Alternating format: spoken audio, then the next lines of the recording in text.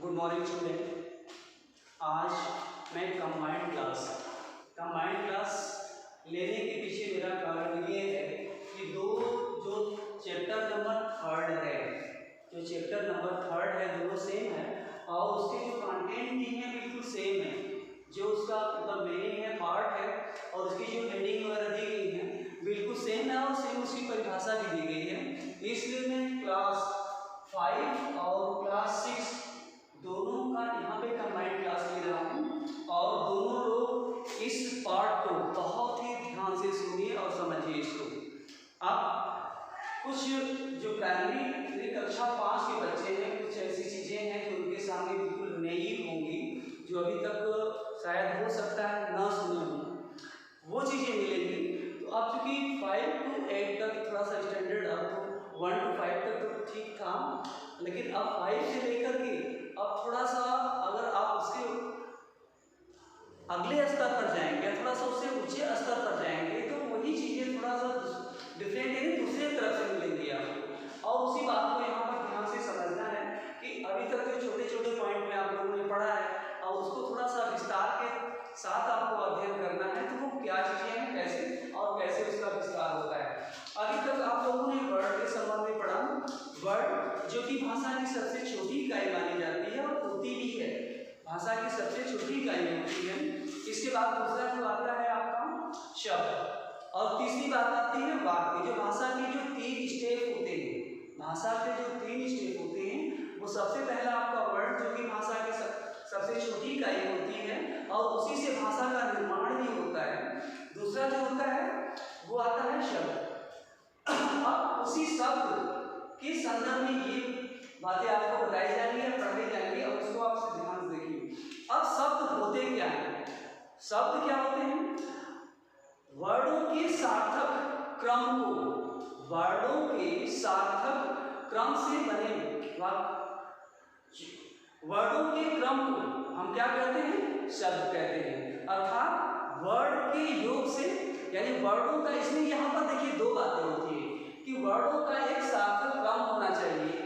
एक बार इसको फिर से समझिए, सार्थक वर्डों के क्रम के योग से बने जो भी चीजें बनती हैं उसे हम शब्द कहते हैं। अब यहाँ पर देखिए ये एग्जाम्पल आप समझ जाएंगे कि मतलब सार्थक और जो इसमें क्रम की बात हमने की थी वो कैसे है और क्यों है।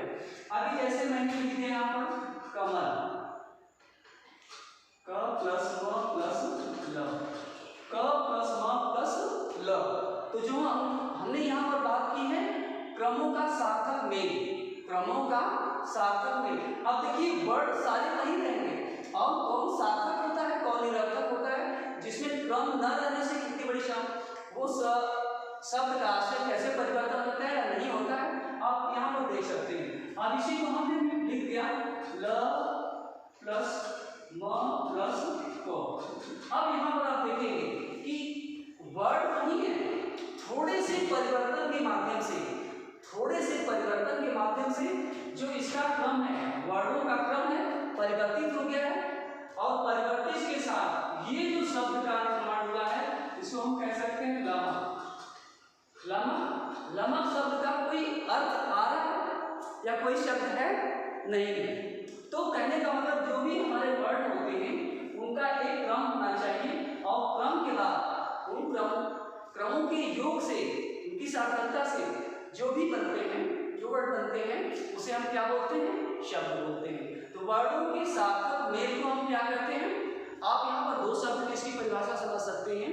वर्डों के सार्थक मेल को हम क्या कहते हैं? शब्द कहते हैं। अब मैं समझता हूँ कि शब्द और शब्द की परिभाषा आपको समझ में आ गई होगी। शब्द वर्डों के मेल से बनते हैं और उसमें सार्थकता प्लस क्रम का होना बहुत ही अनिवार्य होता है। अब मैं समझता हूँ कि दोनों बातें समझ में आ गई होंगी। अब इसके अगले क्रम में हम देखते हैं। अगले क्रम में आप देखेंगे इसके भेद को। अब इसके भेद के संदर्भ में आप देखेंगे भेद की बात आती है, तो भेद जो शब्द के भेद होते हैं ये 5 होते हैं। अभी तक तो कुछ क्लास 5 में ये प्रयोग के आधार पर नहीं दिया गया, लेकिन फिर भी आप लोग इसको एक बार देख लीजिएगा। इसमें 4 दिया था, क्लास 5 में 3 दिया है और क्लास 6 में 4 दिया है, अंतर सिर्फ इतना ही है। लेकिन इससे फायदा ये होगा कि जो यहाँ पर 3 भाग दिए गए हैं क्लास 5 के लिए, वो आप 4 भागों तक भी देखेंगे, जबकि उससे क्वेश्चन आंसर नहीं बनाए जाएंगे, लेकिन अगर ये भाग देख लेंगे तो अच्छा रहेगा आपके लिए। ठीक है, तो अब आते हैं शब्द के भेद के संदर्भ में। तो शब्द के भेद के आधार पर हम देखेंगे तो इसके 4 भेद होते हैं। शब्द के आधार पर देखेंगे तो इसके 4 भेद होते हैं, और 4 भेद में जो सबसे पहली बात आती है इसमें उत्पत्ति या स्रोत के आधार पर, उत्पत्ति या स्रोत के आधार पर। दूसरा है रचना के आधार पर, दूसरा है रचना के आधार पर। 23-33-06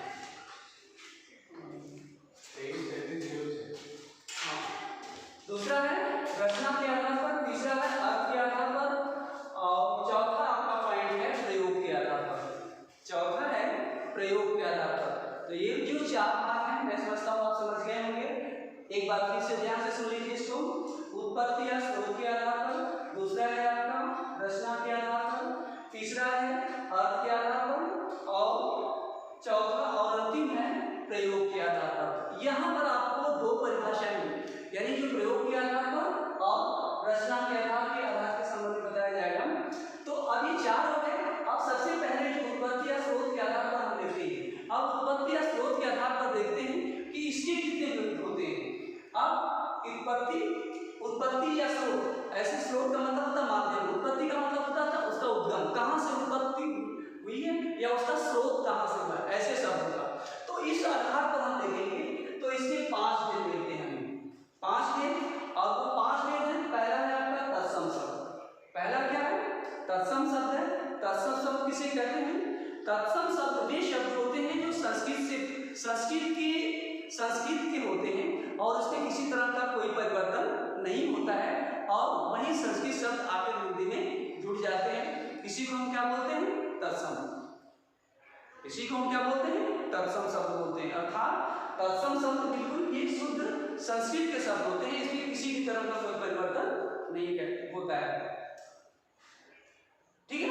इसके बाद इसके एग्जाम्पल में भी आप देख सकते हैं तत्सम के एग्जाम्पल में, जैसे है गृह कपोत मित्र। गृह कपोत मित्र ये ऐसे शब्द हैं, गृह जहां तक देखा जाए कपोत और कपूत या पौध, ये सब शब्द संस्कृत से आए हैं और इसमें किसी भी तरह का कोई परिवर्तन नहीं हुआ है। अब दूसरा पॉइंट आप देखते हैं तद्भव। तद्भव तत्सम का विकृत रूप। ये विकृत का मतलब समझते हैं परिवर्तित रूप। विकृत का क्या होता है? परिवर्तन। यानी कि अब उससे भी बिल्कुल निचले शब्द के अर्थ में सरल भाषा में देख लीजिए आप।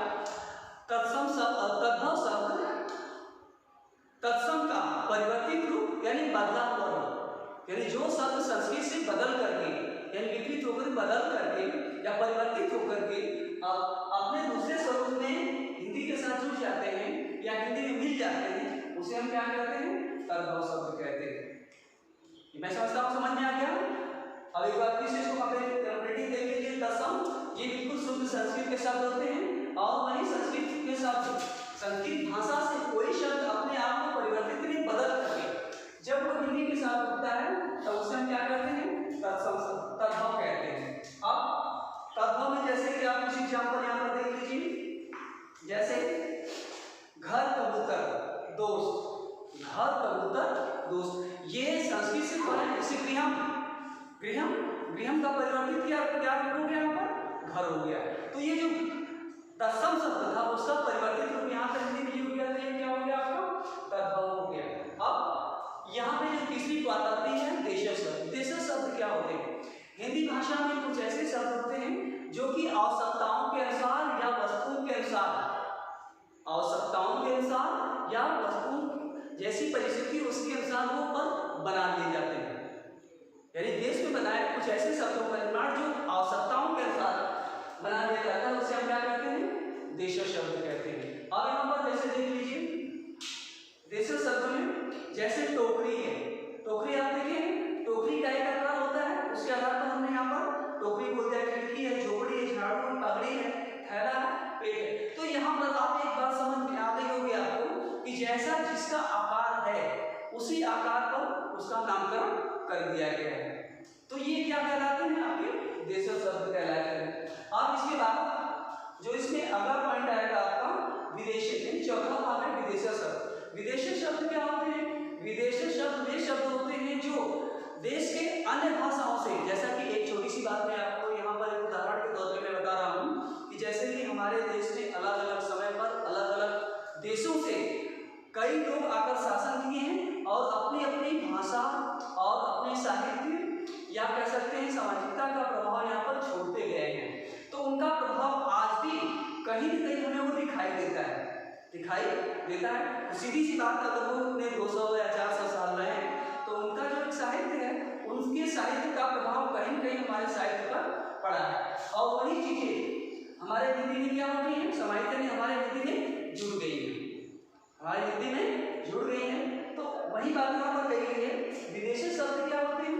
विदेशी शब्द वे होते हैं जो विदेश की भाषाओं से आकर के हिंदी के साथ जुड़ गए हैं, उन्हें हम विदेशी शब्द कहते हैं। अब इसके लिए एग्जाम्पल आप देख लीजिए, जैसे अब इसमें अरबी, फारसी, अंग्रेजी, तुर्की, बहुत से पुर्तगाली, बहुत से लोग यहाँ समय समय पर आए हैं। तो अलग अलग शब्दों का मतलब यहाँ पर उन्होंने प्रयोग किया है और उन्हीं के द्वारा प्रयोग किए गए शब्दों को अपने साहित्य में हमने स्थान दे दिया है और उन्हीं को हम क्या बोलते हैं, विदेशी शब्द बोलते हैं।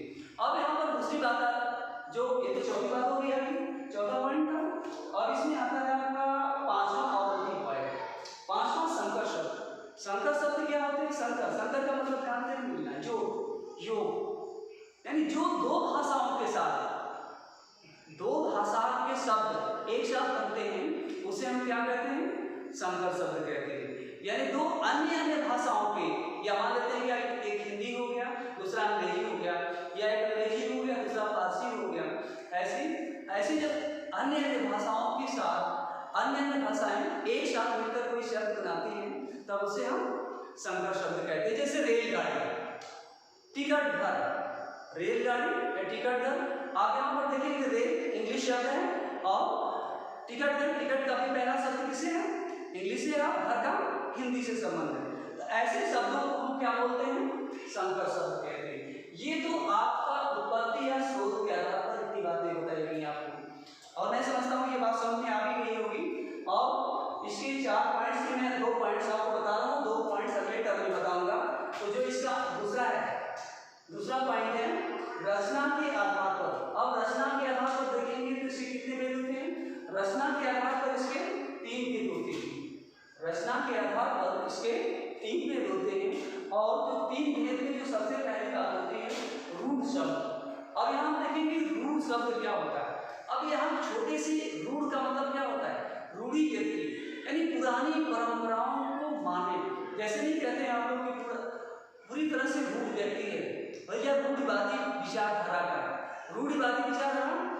अब थोड़ा सा इस के आशय को समझेंगे तब ये बातें समझ में आएंगी आपको कि रूढ़ शब्द होते क्या है। रूढ़ का मतलब क्या होता है? पुरानी विचारधारा को मानने वाले, अर्थात पुरानी परंपराओं को मानने वाले। कभी कभी कुछ ऐसी चीजें होती हैं जो हमें सदियों से वो चीजें दिखाई दे रही हैं और उनका स्वरूप बिल्कुल भी बदला नहीं है, और आज तक उनका स्वरूप वैसे ही चला रहा है। आज तक ये तो सामान्य बात में समझा रहा हूँ, उसकी परिभाषा भी बता रहा हूँ आपको। ये बात समझ आ गई आप लोगों को? इसके बाद रूढ़ शब्द वे परंपरावादी शब्द होते हैं, परंपरावादी शब्द होते हैं जो कि एक विशेष अर्थ देते हैं।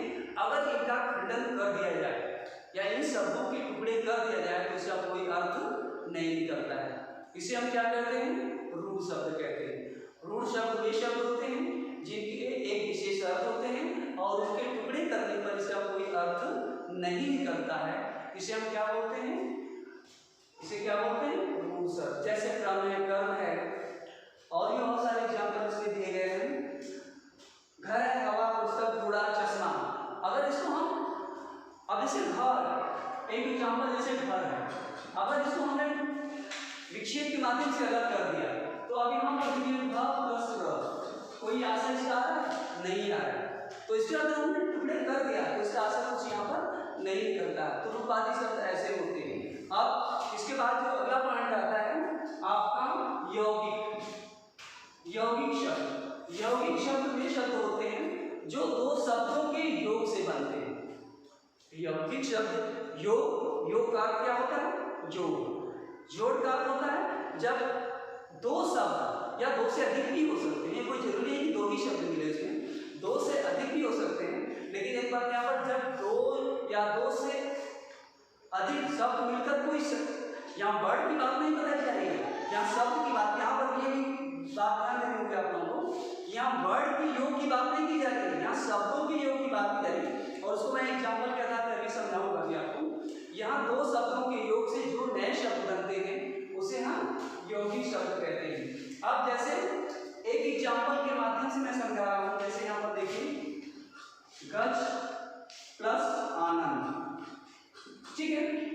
आनंद, आनंद का शाब्दिक जो अर्थ होता है वो क्या होता है? मुख होता है। गज, गज का मतलब समझते हैं? हाथी। गज का अर्थ क्या होता है? हाथी। अब यहाँ पर देखिए जो हमने खंड किए, खंड का भी कुछ न कुछ अर्थ आ रहा है, ठीक है, खंड का कुछ न कुछ अर्थ आ रहा है, इसलिए अब दोनों का अर्थ अगर हम जोड़ेंगे यहाँ पर गज प्लस आनंद है तो क्या हो जाएगा? गजानन, गजानन, ठीक है। तो ये जो नया शब्द यहाँ पर बना है गज प्लस आनंद, ये तो इसका विखंडन हुआ दो शब्दों का, लेकिन इसके बाद जो नया शब्द बना है इसे हम क्या बोलते हैं? यौगिक शब्द बोलते हैं। अब यहाँ पर जो तीसरी बात आती है, देखिए थोड़ा सा परिवर्तन है यहाँ पर, ध्यान देने वाली बात होती है। यौगिक और योग गुण में, यौगिक और योग गुण में क्या अंतर होता है? यहाँ पर तो गजानन हो गया, चलिए ठीक है, मतलब इसको हम मान लेते हैं गजानन है, और इससे संबंधित जैसे भी दो शब्द मिलते जाएंगे वो आपस में यौगिक बनते जाएंगे। लेकिन अगर हम योग गुण की बात करते हैं, योग गुण की बात करते हैं, जैसे योग गुण क्या होता है? योग गुण का एक विशेष, इसमें भी दो से अधिक शब्दों का योग होता है, लेकिन अपने अर्थ विशेष को न देकर के कोई तीसरा अर्थ देता है, बस बात यही है, अंतर इतना ही इसमें। योग गुण शब्द वे शब्द होते हैं और वे दो शब्दों के योग से बनते हैं, लेकिन जो दो शब्दों के योग से बनते हैं अपना मुख्य आशय न देते हुए, अपने मुख्य आशय न देते हुए, पहले शब्द का आशय न देते हुए वो कोई तीसरा अर्थ देते हैं, वो कोई तीसरा अर्थ देते हैं, उसे हम क्या कहते हैं? योग गुण शब्द कहते हैं। अब एक छोटा सा एग्जाम्पल आप यहाँ पर देख लीजिए, जैसे 10 आनंद, दशा